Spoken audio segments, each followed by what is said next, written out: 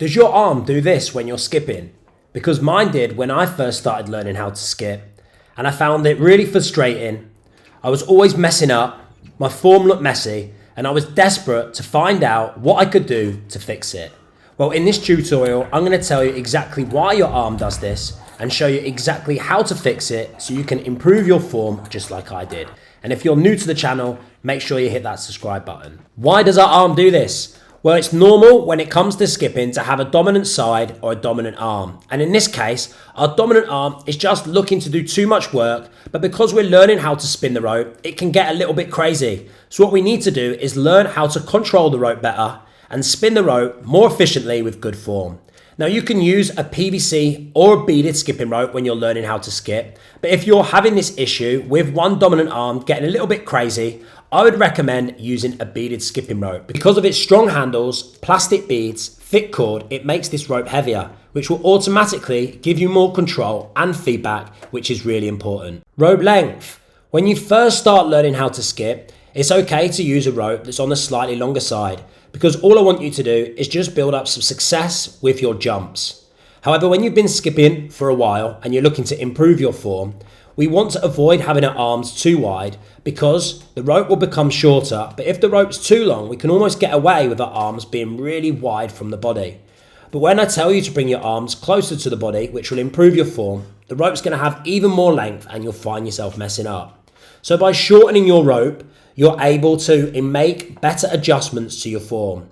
Now we want to avoid having this wide arc of the rope because it makes the rope shorter. And as you can see now, because of my dominant arm, the symmetry is off, which can cause you to mess up.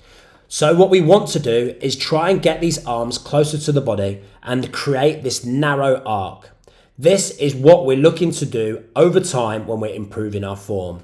So judge your progress by seeing if you can get them arms closer to the body working at the same speed. Practice drill number 1 are called single arm rope swings. You're going to place the handles in your hand, index finger goes through the middle, and then you're going to clench your fist. This is a technique drill that's going to help you spin the rope more efficiently, and it's great to practice on a rest day. We want to drive that elbow back, we want to keep the wrist close to the pocket, and we want to do whatever it takes to get this nice smooth rotation of the rope. Here, we're just providing a bit of energy when that rope comes just past our head, and we're going to push the arm down, loosening up that wrist, and just get that nice smooth rotation. Don't worry when you first start practicing this if your arm goes a bit crazy or it takes ages for this to finally click. But trust me, with practice, it will click. And this is just a nice drill to practice and improve getting a bit more control of that arm. And it's something that you can do on a rest day or as a warm-up. Once you've practiced this standing still, I would then look to include some jumps, whether that's with a basic bounce, the boxer skip, and just see if you can perform these single arm rope stings, but just stay nice and relaxed throughout. This is a simple but effective way of just learning how to get the arm closer to the body and just get both arms working at the same speed.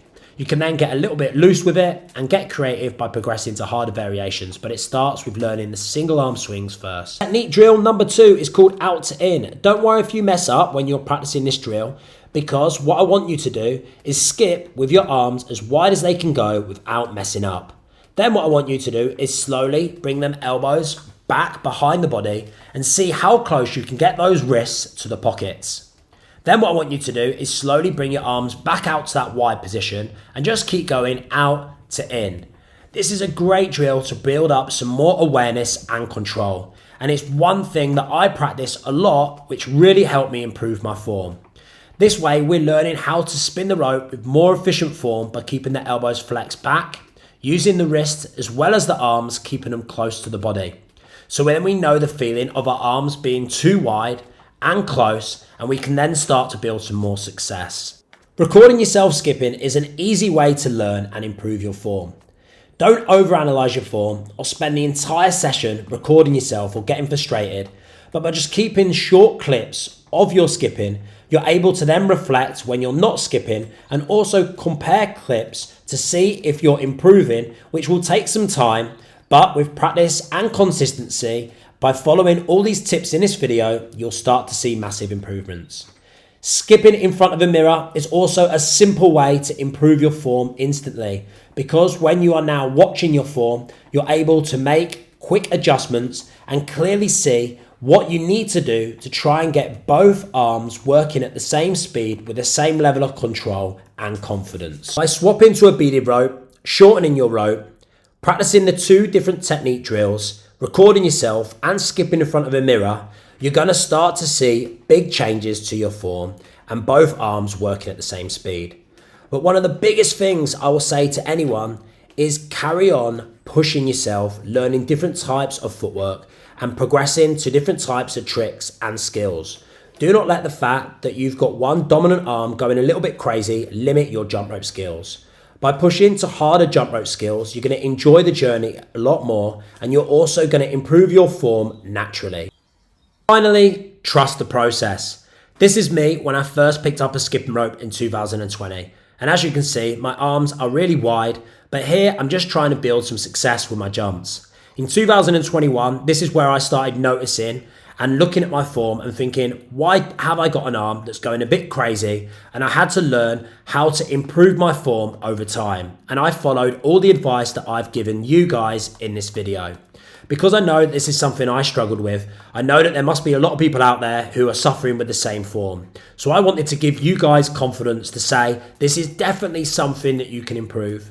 Don't over-analyze your form. Just put the practice in, be patient, and just remember, like I'm showing you now through these clips, that if you're consistent with practicing, over time, your form will improve.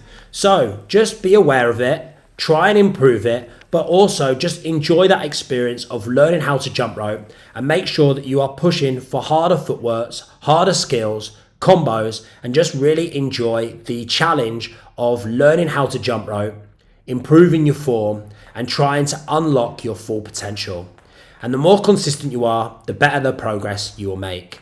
I hope you've enjoyed this tutorial and found it useful. If you have, make sure you let me know in the comment section and be sure to subscribe to my YouTube channel. The road to 100k subscribers is on, and I couldn't do it without all your support.